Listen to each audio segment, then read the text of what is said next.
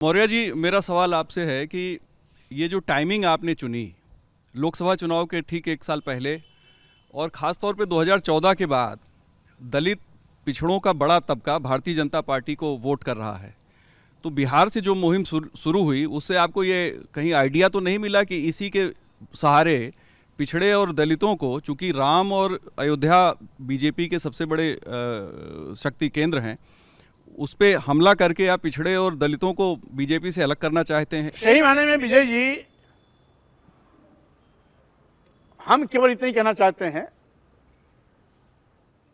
इसके पहले भी मैं सैकड़ों बार सामाजिक मंचों से इस बात को बोल चुका हूं,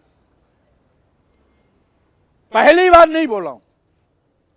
अलबत्ते पहली बार देश में चर्चा चल रही है, लेकिन सैकड़ों बार सार्वजनिक मंचों से मैं इस बात को बोल चुका हूं। ये सिर्फ 1 एकड़ जमीन पर कृषि करके हर महीने 1 लाख तक कमाते हैं।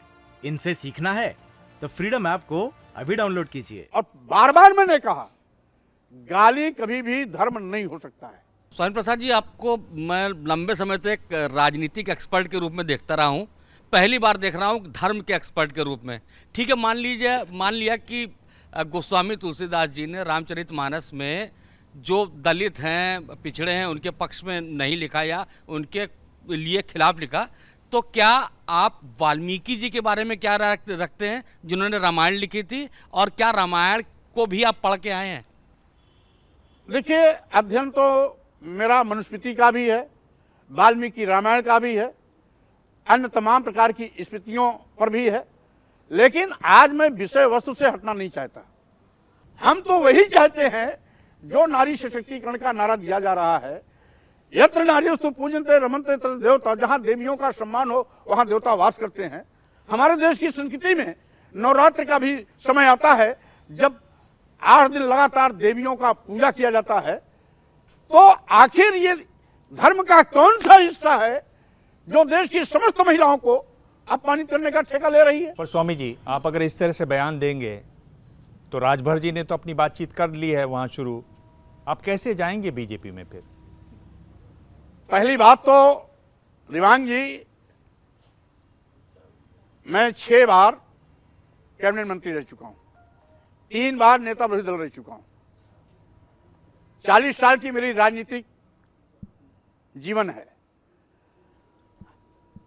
और पद के पीछे मैं कभी नहीं भागा हूं। हमने हमेशा प्रदेश और देश के गरीबों, दलितों, पिछड़ों और साथ ही साथ महिलाओं के सम्मान की बात की है। आज भी उसी स्टैंड पर खड़ा हूं। रही बात बीजेपी में, मैंने मंत्री पद को छोड़ा है, मैं अपने एजेंडे के साथ रहता हूं। पार्टियां हमारे लिए आती और जाती हैं, पार्टियों को कोई महत्व नहीं है, हमारे लिए एजेंडे महत्व हैं। और वो बीजेपी जो आरक्षण संवैधानिक दर्जा जो था उसको खत्म कर रही है, उनके साथ जाएंगे।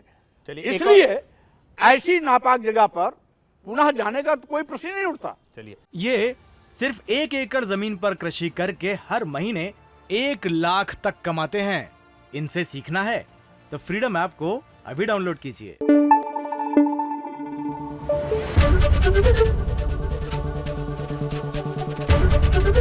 एबीपी न्यूज आपको रखे आगे।